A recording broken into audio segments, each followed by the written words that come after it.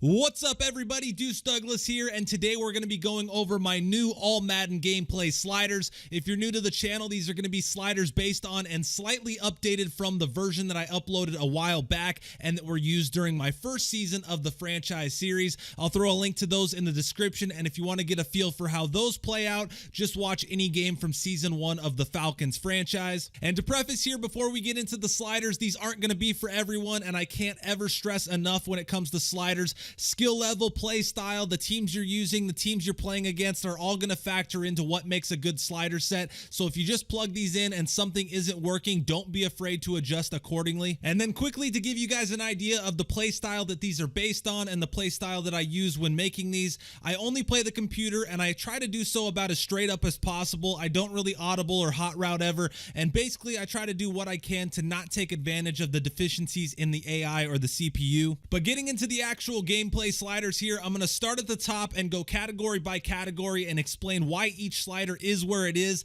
as well as why certain changes were made and the thought process behind those changes. So starting here with quarterback accuracy, nothing has changed from version 1 and the user value is at 40 while the CPU value is at 20, and this is something that can vary based on the quarterback that you're using. I can tell you right now from using a backup during preseason, 40 can definitely create some very wild throws and frustrating moments, but then when using a guy like Matt Ryan, 40 almost feels too high because of how pinpoint accurate he is. Same thing goes for the CPU side, where even at 20, guys like Andrew Luck, Drew Brees, and the higher rated quarterbacks are going to be extremely effective. But then when you start to get to the backups and the lower rated players, you'll see the same kind of things as you do on the user side, where throws can get really wild and it becomes a lot harder for them to complete passes. So if you're using a lower rated quarterback or are consistently seeing CPU QBs having a tough time, don't be afraid to bump these up 5 or 10 points. Pass blocking is at default for both sides, and the main reason for that is that it's just not something I really want to mess with.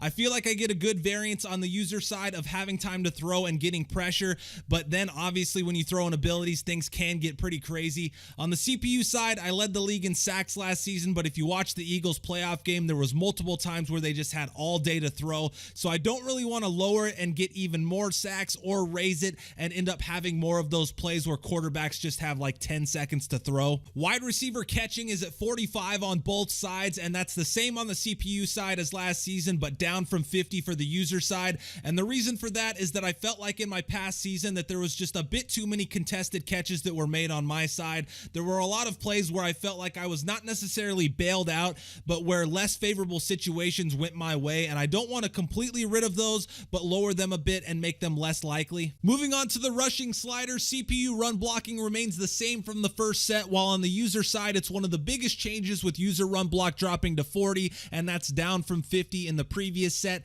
This is going to be an interesting one to watch because with the recent patch aiming to kind of nerf the run and then the new abilities aimed at the run as well, I'm not really sure how it's going to play out, but running just felt way too easy for me in the first season, and I'd much rather have it be too difficult than too easy. And first things first here with fumbles, raising this slider actually results in less fumbles, not more. That's something I always see a lot of confusion about, and if you put this slider at 0, you're going to see a ton of fumbles, but this slider remains the same on the user side at 80, and I decided to raise it 10 on the CPU side to 90. The reason behind that is pretty much strictly the hit stick. I absolutely hate hit stick fumbles, and last season Keanu Neal alone had 9 forced fumbles, which is crazy, and I just want to limit how much my games can completely change because of a mechanic that I despise. Next up with pass defense, I'm going to lump reaction time and pass coverage for both sides together here. All 4 of those are at 50, and the reason why is that I just don't think these sliders do much of anything, especially on All-Madden. There's been the conspiracy for years that these sliders are reversed,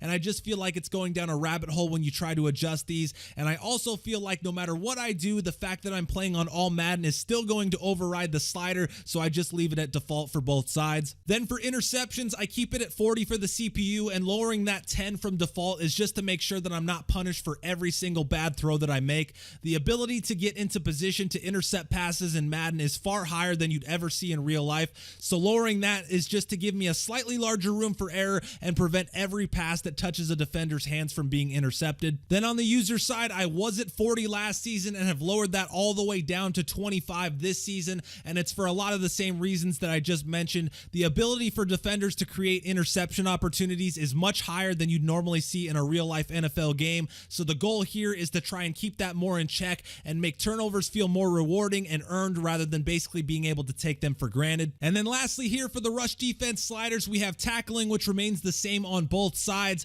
Default for the CPU just because they seem like sure tacklers as it is, and I don't really feel like that needs to be changed. And then 55 for the user side, which is the same as last season, just because on All-Madden, it feels like one of the avenues taken to make the CPU tougher is having them break more tackles. So this is more a move to try and level the playing field and prevent a bunch of huge plays created by multiple broken tackles. But moving along here, I'll give you guys a refresher on some other settings for my Falcons franchise, starting here with some basic game options. Obviously, All-Madden, I haven't played on All-Pro, so chances are the sliders that I just went through wouldn't work very well on that, but I really can't say one way or another. Game style is simulation, and then my quarter length is 15 minutes with accelerated clock on and the runoff down to 13 seconds. This has been giving me around 120, 130 plays per game, which is exactly where I want to be, and I know more than a few of you guys commented about my stats in the season recap video being too high, but I don't really feel like that's an issue with my settings so much as it's an issue with the simulation engine. But then below that, we have some of the team settings where it's full control and everything is on manual. I will say though that I only simulate my weekly training, and the reason that it's left on manual is so I can choose and change who my focus players are,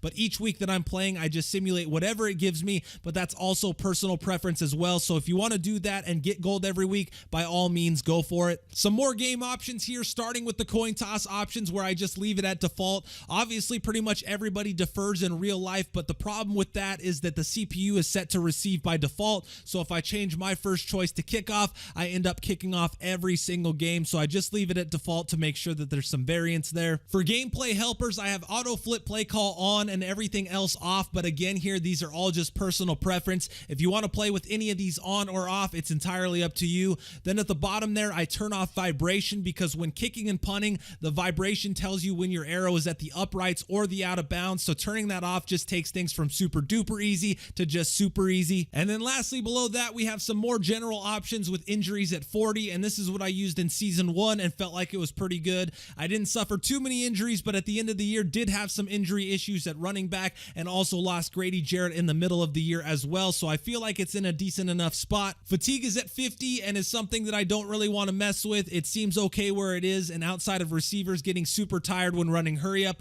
I don't really notice it at all, so I just leave it at default. And then I leave speed threshold on default as well, and this is another personal preference thing. I think at some point last year they made the change where 75 is basically the old 50, but I haven't had any problems on 50 and haven't noticed any reasons to change it, so I just leave it where it is. But again, if you prefer something that's higher or lower, don't be afraid to change that because I don't believe it will affect these sliders that much. For penalty sliders here, everything is going to stay the same and stay at default. These are something that I always used to mess with in the past, but given that they don't really work very well as it is, I moved them back to default during Madden 19 and haven't really looked back since. There will be penalties called here or there, but it's mainly just a face mask or a holding or an occasional false start, while nothing else really gets called at all. And then lastly here is the XP sliders that I also used in season 1, which are T-Dawgs from Operation Sports. As always, I'll link the thread in the description where there's discussion and updates for these. They've always seemed to work well for me, so I will continue to be using these in season 2. But I think that just about covers everything. If there's anything that I missed or that you guys would like to know, just go ahead and leave those in the comments and I'll answer any questions you guys have there.